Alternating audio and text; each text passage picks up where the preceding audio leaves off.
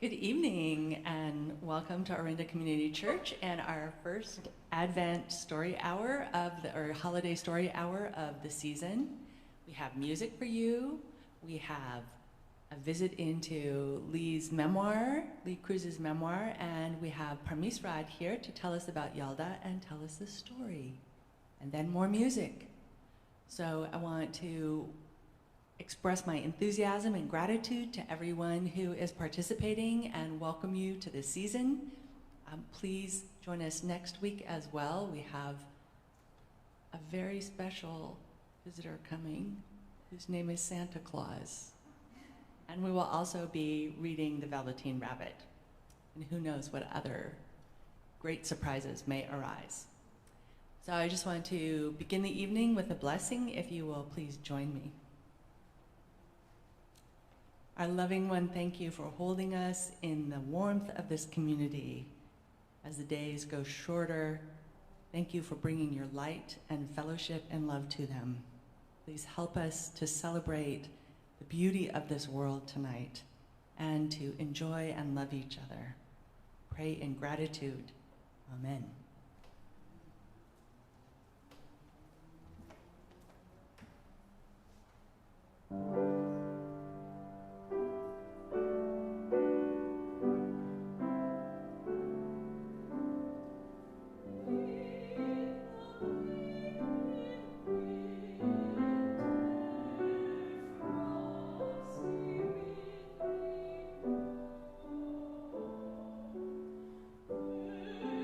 Good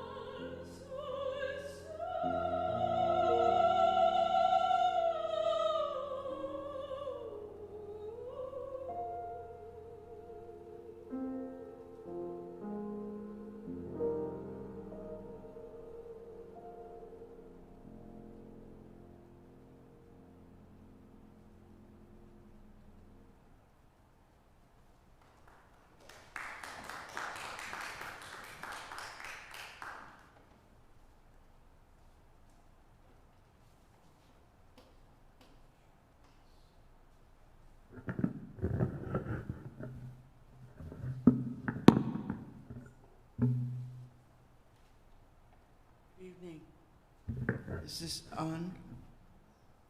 Can you hear me? On this Advent season, it's always such a blessing to be together, and especially here. Many of you know I've been writing my memoir, it seems like, ever since I've known anyone. And this, during our writers group here at Orinda Community Church, we shared some of our stories related to Christmas, and I'll share this story from my life back when we lived in Norwalk, Connecticut. Merry Christmas, goodbye everybody, and we're off to Florida. The children waved to their friends. For 4 years, 1968 to 1972, my family, 5 children aged 2 to 8, a teenager and a husband and I drove to Florida to spend 2 Christmas weeks in the heavenly sun on the beach. We drove for 18 straight hours with brief stops for jumping and refreshments every 2 hours during daylight hours in a cream-colored Pontiac 1968 station wagon with a small outboard motorboat in tow. We stored supplies in the boat and on the car roof. Our adopted teenage son and husband took turns driving. In order to fit in the car, the children were aligned like sardines in the back of the station wagon. Fortunately, they were all tiny, and so we could fit 5 children in the back of the car. I, on the other hand, stayed awake all night, providing nourishments, entertainment, and TLC. Memorably, the first year was interrupted suddenly at 4 a.m. in the dark of night. The children were sleeping soundly, and Mother was watching carefully overhead that no one would wake my sleeping babies. But the car came to a sudden halt, and in the chill of the night, the drivers discovered that the gas tank was empty. Whispering, at my insistence, they pushed the car off the highway and siphoned gas from the boat to the car. I nervously watched my children. Cars were zooming by, and our car would shake when one went by. Oh, I exhaled with relief when the 20-minute procedure was complete and we were back on the road, at least to the next gas station. We had departed from Connecticut at 3 p.m. in the afternoon, and at the 16-hour point, we burst from the car to see the Florida sunshine, to feel the first warmth, and to jump for joy. No snow, no ice, no cold, the children yelled. It was magical. We camped on the beach in the Florida Keys, the Atlantic Ocean on one side and the Gulf of Mexico on the other. We fished and caught fat-bellied grouper fish. We dodged the powerful ocean waves, and we swam in the warm aquamarine waters of the Gulf. We built sandcastles ad infinitum and played every imaginable beach game. We ate at the campfire, enjoying deliciously fresh, locally caught seafood. S'mores were standard fare for dessert. Cooking marshmallows was endlessly fun for the children. I always seemed to burn my fingers on the molten mallow. The children seemed to have the knack to avoid the molten mallow. At bedtime, we first lay outside the tent on our striped red and green beach towels to tell stories we saw in the stars. The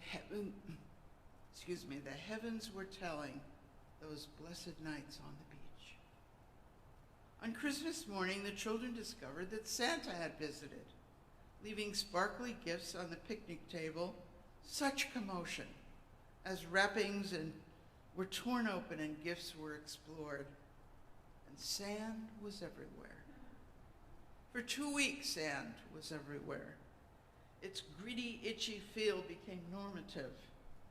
We missed it once we boarded our car to return to the cold, snowy climes of New England. See you next year, the children exclaimed as we drove out of sight.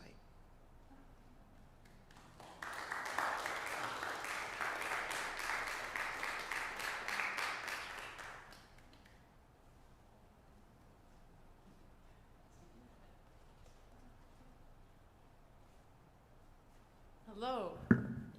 It's my good pleasure to introduce my friend Parmees Rad.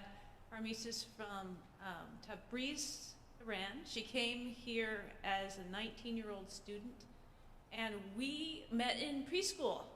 Well, our sons met in preschool, and we discovered in the process of our sons frolicking around that we had a lot in common, and I won't share much more. She's a medical doctor who works in Marin with people who are suffering addiction and is a tremendously talented pianist as well. But tonight she's going to talk a little bit about a holiday she knows well from her youth and introduce us.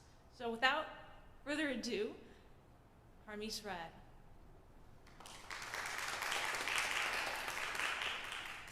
Good evening, and thank you so much, Mamie, for that wonderful introduction. I'm going to blush a little, so forgive me.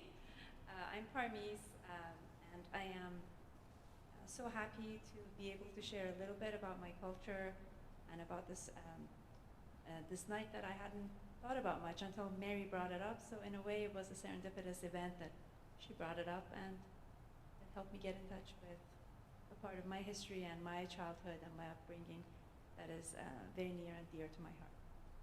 So I will start by telling everyone a little bit about what Yalda night represents.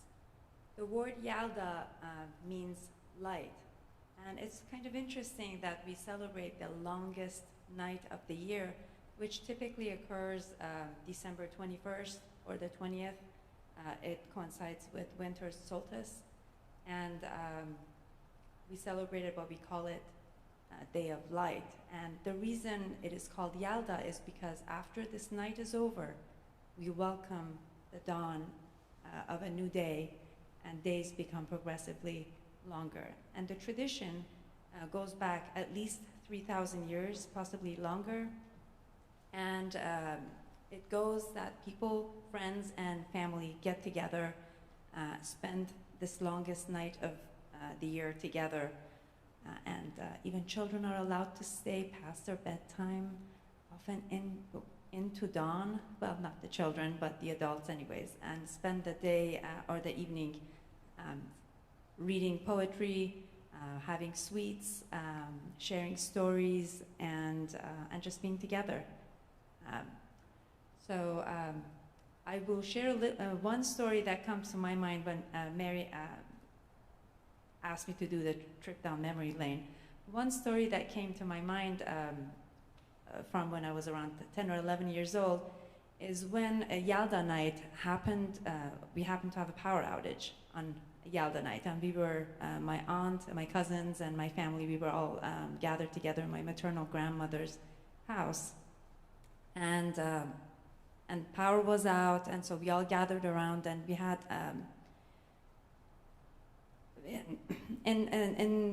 before electricity, etc., there was a way of people staying warm by having a large table we called korsi, and you would put hot coals underneath this table with some rocks around it. It actually still puzzles me. I'm trying to imagine how did the blankets over that table not catch fire, but somehow they didn't.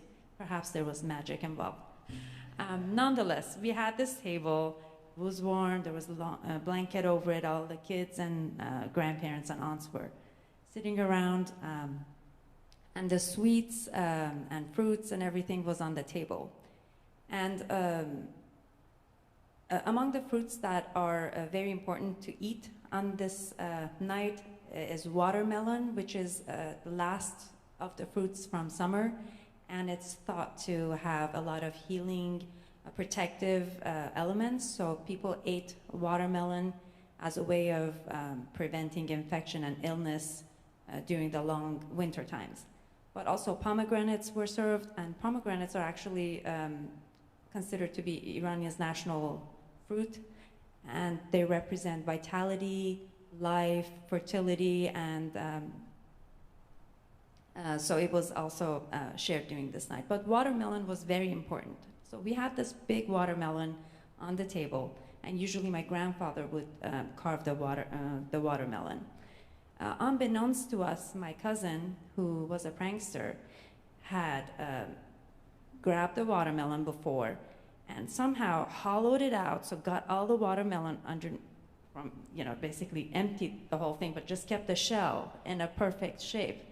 So, and it was very important that we all had watermelon. So my grandfather, and he hadn't let anybody know this, so my grandfather goes to start carving or cutting the watermelon, and the whole thing collapses, there's nothing in there, and of course my cousin, initially he was planning to just blame someone else, but he started giggling, so then we immediately knew it was him. So long story short, we did not get to eat watermelon on that Yalda night.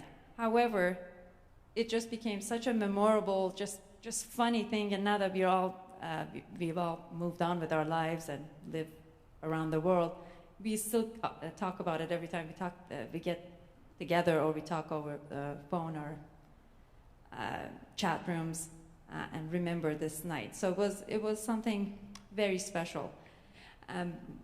But what was really interesting for me to learn as I was trying to review what Yalda actually means was to go back to the traditions of a very old religion that used to be the main religion in Iran and in that part of the world, called Zoroastrianism.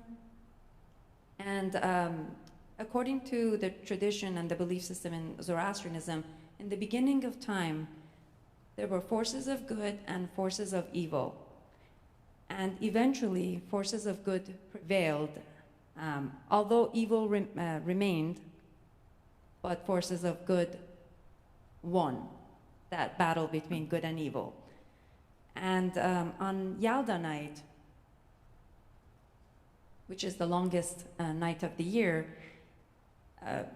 Zoroastrian tradition had symbolically celebrated the winning of forces of good, also called Ahura, over forces of evil, which is Ahriman. So during this day, people get together and celebrate, and in preparation for the following day, when they know that there will be a new dawn and days will be longer. So I thought that was, especially in the day and age we live in, it's important for me to remind myself and to have that hope. And I think ultimately Yalda night is a night, even though it's the longest and coldest night of year, it is a day where people have hope and look forward to the new day that awaits them just when the sun will rise. So with that, I will go ahead and read a short story that is for younger audiences, so hopefully you guys won't mind. But it is a sweet story written by an author who actually is a local author in the East Bay, and she's written this since she, just like myself, she's grown up here, and she's bringing up her children here. She's written this for her daughter. So the name of the author is Anahita Tamadon, and she's written this for her daughter, whose name is Soraya. So the name of the main character in the story is also Soraya. And the story goes, so this is called Yalda Night. And this is written both in Farsi and English. I'll go ahead and read it in English, but if y'all like, I could maybe at the end, at the last part of it, I can read it in Farsi so you can see how it sounds like. Hello, my name is Soraya. I'm 6 years old. I love playing in the garden, but lately it's been too cold to go outside. Here's Soraya, she's sad. She can't go outside. Yesterday I was looking out my window, watching the snow. Why couldn't it be summer again so I could go out and play? I thought to myself. I missed the feeling of being in the sun, and I dreamed of playing in my grandmother's garden. What is wrong, Soraya John? My mom asked, and I told her why I felt so sad. I know, sweetheart, I miss the sun too, but don't you worry. We have a big Yalda celebration tonight. Everyone is coming, your grandparents, your aunts, and your uncles. So, I said, still feeling cranky. It's just a party. The Yalda celebration is not just a party, my mom said and laughed. On the longest and darkest night of the year, we celebrate our traditions and the love we have for each other as a family. This love warms us from the inside, just like the summer sun. Tonight, we'll eat great food, listen to beautiful poems and music. We'll have melons and pomegranates, which I know you love. My mom had barely finished her sentence when I heard a car honking outside our house. I think Grandpa and Grandma are here, I said, running down the hall to open the door. Soon everyone arrived. My mom lit the candles and started serving fruits, nuts, and sweets. Once my grandpa began telling jokes, everyone laughed, and I began to feel warm inside. Later that night, my grandma took out her book of Hafiz poetry. I loved how her eyes became shiny when she read the poems. But my favorite part of Yalda celebration was when my dad played music and sang for us. It was so beautiful, it made me jump up and dance. My mom was right. At the end of the night, I felt warm, happy, and loved. The next day, I decided to play outside. The cold didn't bother me anymore. Besides, the longest and darkest night of the year was behind us, and spring was on its way. So I'll go ahead and read the last page in Farsi. روز بعد تصمیم گرفتم برم بیرون بازی کنم. دیگه از سرما ناراحت نبودم و برف چقدر قشنگ بود. تازه بلندترین و تاریکترین شب سال پشت سرمون بود و بهار در راه بود. Thank you.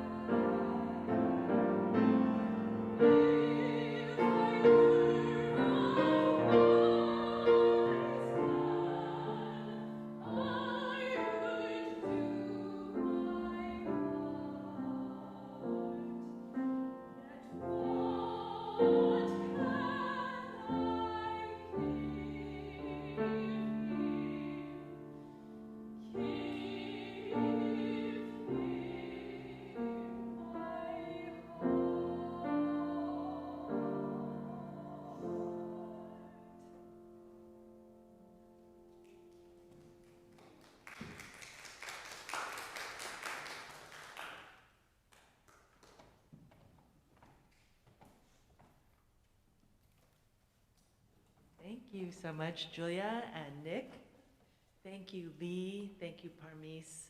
Thank you for bringing light to these long nights and helping us to celebrate. So this is all for our live stream friends tonight, because the rest of us will go out and sample some pomegranate and some other treats. But please come back next week, and we will read The Velveteen Rabbit and have Santa Claus visit, perhaps other surprises. And then the following week we will be, on the 21st, we'll be up in the fellowship hall with the labyrinth out and celebrate the solstice, which is again a Yalda night. So many thanks for the beauty and wonder and fellowship of this night. Peace be with you.